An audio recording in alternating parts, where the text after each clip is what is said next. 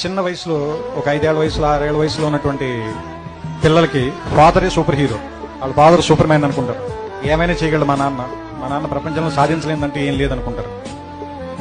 వాడు స్కూల్కి వెళ్ళి వాడికి ఒక 10 ఏళ్ళు అంత వచ్చిన తర్వాత ఇంకా వేరే వాళ్ళు ఇంకా డబ్బున్న వాళ్ళ ఫాదర్లని లేదా ఇంకా బాగా పెద్ద పెద్ద కార్లు ఉన్న వాళ్ళని వెళ్ళి చూసిన తర్వాత మా నాన్న అంత గొప్పడు కాదు, మళ్ళీ మా నాన్నకంటే గొప్పడు కూడా ఇంకా చాలా మంది ఉన్నారేమో అనిపిస్తుంది.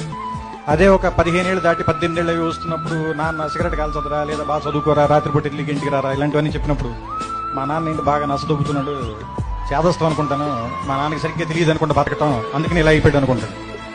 వీడికి ఒక 20 ఏళ్ళు 25 ఏళ్ళు వచ్చి ఒక అమ్మాయిని పెళ్లి చేసుకున్న తర్వాత ఒక ఫ్లాట్ రెంట్కి తీసుకోవటం, ఉద్యోగం చేయటం, నెలాఖరికి వచ్చేసరికి అప్పులు చేయాల్సి రావటం, బిల్స్ కట్టాల్సి రావటం, ఇలాంటప్పుడు నాన్న మనం మరీ అనుకున్నంత వేస్ట్ ఏం కాదనుకుంటే బాగానే మేనేజ్ చేసినట్టున్నాడు 4 పిల్లలు, కానీ మనకి దీనమ్మ ఇంకా ఒక్కడిని కూడా కనకుండానే ఇంత కష్టంగా ఉంది మనకి అనిపిస్తుంది. ఆ తర్వాత ఒక 35-40 దాటిన తర్వాత పిల్లలు కొంచెం పెద్దవాళ్ళు అవుతుంటే స్కూల్ ఫీజులు, రికమెండేషన్లు, ఆ తర్వాత వాళ్ళకి ఏదైనా ఒంట్లో బాగున్నప్పుడు రాత్రిపూట హాస్పిటల్కి పరిగెత్తటాలు, ఏదైనా ఒక కష్టం వస్తే డబ్బుల కోసం ఎత్తుక్కోవటాలు, ఇలాంటప్పుడు నాన్న గుర్తుంచి కళ్ళలో నీళ్ళు వస్తాయి. ఈ బాబు ఇన్ని కష్టాలు పడి మన అందరినీ పిలిచి ఇక్కడ దాకా తీసుకొచ్చాడని.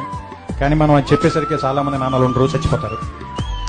అందుకని నా ఉద్దేశం ఏంటంటే నాన్న బతికుండగానే మనం అందరం థ్యాంక్స్ చెప్తాం.